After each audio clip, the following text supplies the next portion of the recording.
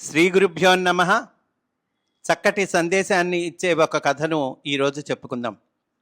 ఒక అరణ్యంలో నలుగురు సాధువులు నివసించేవారు. వారు తమ తమ మార్గాలలో భగవంతుని ఆరాధించేవారు. ఆ ప్రాంతపు రాజుకు ఒక కుమారుడు ఉన్నాడు. అతనికి విద్యాభ్యాసం చేసే వయస్సు వచ్చింది. ఒకరోజు మహారాజు రాణితో, మన కుమారుని మంచి సాధువుగా తయారు చేద్దాము, తర్వాత అతడు రాజ్యం చేసినా సన్యాసం స్వీకరించినా అది వాడి ఇష్టం అన్నాడు. రాణి, మహారాజా, మన ప్రయత్నం ఎంతవరకు సఫలమవుతుందో నేను చెప్పలేను. ఎందుకంటే ఒకరు తయారు చేస్తే ఎవరూ సాధువుగా మారరు. స్వతహాగా స్వాధు స్వభావాన్ని కలిగి ఉండి అంతఃప్రేరణ కలిగిన వారే సాధువుగా తయారవుతారు అంది. రాజు, దీనికి ఒక ఉపాయం ఉంది. సత్సంగ ప్రభావం చాలా గొప్పది. అందువల్ల ఒక మంచి సాధువు దగ్గర శిక్షణ ఇప్పిద్దాము అన్నాడు. రాణి, సరే, బాగుంది, కానీ అలాంటి సాధువు ఎవరున్నారు? రాజు, సమీపంలోని అరణ్యంలో నలుగురు సాధువులున్నారు, వారి దగ్గరకు మన బిడ్డను పంపుదాం అన్నాడు. రాజు రాణి ఈ విధంగా మాట్లాడుకుంటున్నారు. దైవయోగం వల్ల ఆ రోజు రాజభవనంలో దొంగతనం చేద్దామని వచ్చిన దొంగ చాటుగా దాక్కొని వీరిద్దరి మాటలు విన్నాడు. అతనికి ఒక ఆలోచన వచ్చింది. ఇలా దొంగతనాలు చేస్తూ ఉంటే ఎప్పుడో ఒకప్పుడు నేను పట్టుబడిపోతాను. అదే సాధువు వేషం వేసుకొని రాజకుమారునికి గురువునైతే నా పంట పండినట్లే అనుకున్నాడు. వెంటనే అక్కడ నుండి అడవికి వెళ్ళిపోయాడు. కాషాయ వస్త్రాలను ధరించి సాధువులా వేషం వేసుకున్నాడు. కానీ రాకుమారుడు వస్తే ఏం బోధించాలో వాడికి తెలియలేదు. అందుకని ఆ దొంగ నలుగురు సాధువులలో మొదటి సాధువు దగ్గరకు వెళ్ళి, స్వామి, సద్గతి కలిగే ఉపాయం చెప్పండి అని ప్రార్థించాడు. సాధువు, ఎవరి మనసు కష్టపెట్టకు, ఎవరిని నొప్పించకు, అందరి మనస్సుల్లోనూ భగవంతుడు ప్రకాశిస్తుంటాడు అని ఉపదేశించాడు. దొంగ, ఇంకేమైనా చెప్పండి స్వామి అని అడిగాడు. సాధువు, ఇంకేమీ అక్కరలేదు, కేవలం ఇతరులను బాధ పెట్టకపోవటం ద్వారా భగవద్ అనుగ్రహాన్ని పొందవచ్చు అని వివరించాడు. దొంగ రెండవ సాధువు దగ్గరకు వెళ్ళి, స్వామి, నాకు ఉత్తమగతి లభించాలంటే ఏం చెయ్యాలో ఉపదేశించండి అని ప్రార్థించాడు. సాధువు, ఎప్పుడూ సత్యమునే పలుకు, ప్రాణాలు పోయే పరిస్థితి వచ్చినా ఎప్పుడూ అబద్ధం చెప్పకు. సత్యంతో సమానమైన తపస్సు లేదు, అసత్యంతో సమానమైన పాపం లేదు. స్వచ్ఛమైన హృదయంలో భగవంతుడు కొలువుంటాడు అని చెప్పాడు.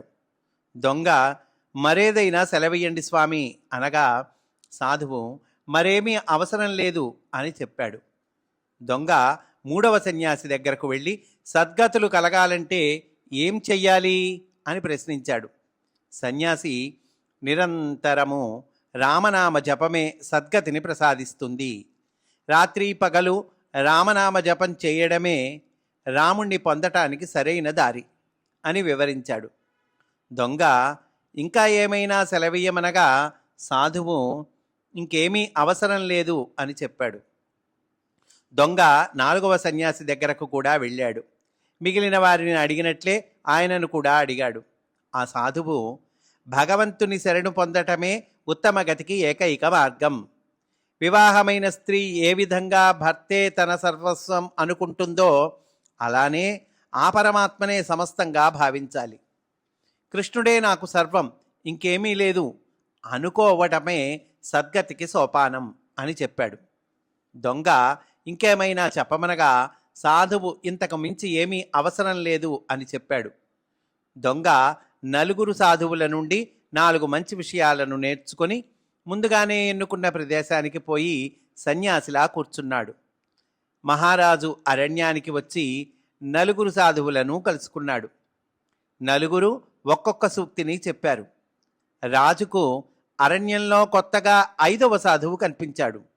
రాజు అతని దగ్గరికి వెళ్ళి, స్వామి, సద్గతిని కలుగజేసే మార్గాల్ని ఉపదేశించండి అన్నాడు. ఆ దొంగ సాధువు మాట్లాడకుండా ధ్యానం చేస్తున్నట్లు నటించసాగాడు. మహారాజు మరీ మరీ ప్రార్థించిన తరువాత నోరు విప్పాడు. నేను చెప్పినట్లు చేస్తావా అని అడిగాడు. రాజు మీ ఆజ్ఞ ప్రకారమే నడుచుకుంటాను స్వామి అన్నాడు. దొంగ తాను ఇంతకుముందు నలుగురు సాధువులు దగ్గర నేర్చుకున్న సూక్తుల్ని రాజుకు చెప్పసాగాడు. దొంగ అంటున్నాడు, ఎవరి మనసుకు నొప్పి కలిగించకు. అలానే గురుదేవా, ఎప్పుడూ సత్యమునే పలుకు. తప్పకుండా స్వామి, భగవంతుని శరణు కోరు, ఆయన అనుగ్రహిస్తాడు. సరేనండి, నిరంతరం భగవన్నామ స్మరణ చెయ్యి. ఇంకా ఏం చెయ్యాలి గురువర్య అడిగాడండి రాజుగారు. అంటే ఈ 4 రకాలు చెప్పాడు. ఇంకా సాధువులు మహాత్ములు చేసిన బోధలను తూచా తప్పక పాటించు అన్నాడు. రాజు దొంగ చేసిన ఉపదేశాన్ని విని, ముందరి సాధువులు ఒక్కొక్క సంగతినే బోధించారు, కానీ ఈ స్వామి 5 విషయాలను బోధించారు. ఈయన తప్పకుండా ఆ 4 సాధువుల కంటే గొప్ప జ్ఞాని అయి ఉంటాడు అనుకున్నాడు. సరళ స్వభావుడు, స్వచ్ఛ హృదయం కలవాడు అవటం చేత రాజు దొంగ సన్యాసిని గుర్తించలేకపోయాడు. అతనికి నమస్కరించి రాజభవనానికి తిరిగి వెళ్ళాడు. చీకటి పడినప్పటికీ దొంగ రాజమహలుకు చేరుకున్నాడు. రాజు మనసులో ఏమనుకుంటున్నాడో తెలుసుకోవాలని ఉత్సుకత కలిగింది. మహారాజు మహారాణీల సంభాషణను దొంగచాటుగా వినాలని తలుపు వెనక నక్కి ఉన్నాడు. మహారాజు రాణితో ఇలా చెప్పసాగాడు. ఈరోజు అరణ్యాలకి వెళ్ళి సాధువులను దర్శించుకొని వచ్చాను. నాకు 4 సాధువులే తెలుసు, కానీ అక్కడ మరొక కొత్త సాధువు కూడా ఉన్నాడు. ఆయన మహాజ్ఞాని పండితుడు. అనగా రాణి, మీరు ఆ సన్యాసులను ఏమని ప్రశ్నించారు అని అడిగింది. నేను భగవత్ప్రాప్తికి మార్గమును ఉపదేశించమని ప్రార్థించగా, మొదటి సాధువు ఎవరినీ నొప్పించవద్దు అని ఉపదేశించారు. 2వ సాధువు సత్యమునే పలుకు అని బోధించారు. 3వ సాధువు భగవన్నామ స్మరణమే ముక్తిదాయకమని తెలిపారు. 4వ సాధువు భగవంతుని శరణవేడుట వలననే ఆయన లభిస్తాడని తెలిపారు. కొత్తగా వచ్చిన 5వ సాధువు పై 4 చెప్పిన 4 విషయాలతో పాటు సాధువులను సేవించాలనే కొత్త విషయం కూడా చెప్పారు అని రాజు చెప్పగా, రాణి కూడా అతడెవరో పెద్ద పండితుడు అనుకున్నది. వారిద్దరూ తమ బిడ్డను 5వ స్వామి వద్దకే పంపాలని నిశ్చయించుకున్నారు. దొంగ వీరిద్దరి మాటలను తలుపు చాటున నిలబడి విన్నాడు. నేను దొంగ సాధువు వేషం వేసుకొని వారి వద్ద వీరి వద్ద విన్న 4 మంచి మాటలు చెప్తేనే రాజు రాణి నన్ను ఇంతగా పొగుడుతున్నారు. నేను నిజంగా మంచివాడినైతే, నిజమైన సన్యాసిగా మారితే ఇంకెంత ఫలితం ఉంటుందో అని అనుకున్నాడు. రాజు రాణిల స్వచ్ఛ హృదయం దొంగలో మార్పును తీసుకువచ్చింది. అతడు వెంటనే నిజమైన సాధువుగా మారి ఎవరికంటా పడని చోటికి వెళ్ళిపోయాడు. 4 సాధువుల దగ్గర నేర్చుకున్న 4 విషయాలను శ్రద్ధగా ఆచరిస్తాను. నిజమైన గురువు లభించినప్పుడు 5వ విషయాన్ని పాటిస్తాను అనుకొని సద్గురువును అన్వేషించటం ప్రారంభించాడు. సహజంగా ఎంతో తెలివైనవాడు అవటం వల్ల కనిపించిన ప్రతి సాధువును నమ్మేవాడు కాదు. మంచి గురువును వెదకటంలోనే అతడి బుద్ధి లగ్నమయ్యింది. భగవంతుడు ఆ దొంగ యొక్క శ్రద్ధను గమనించి సాధువు వేషంలో దర్శనమిచ్చాడు. దొంగ భగవంతుని చూసి, ఈయనే నా గురువు అని నిశ్చయించుకొని అతన్నే శరణుజొచ్చాడు.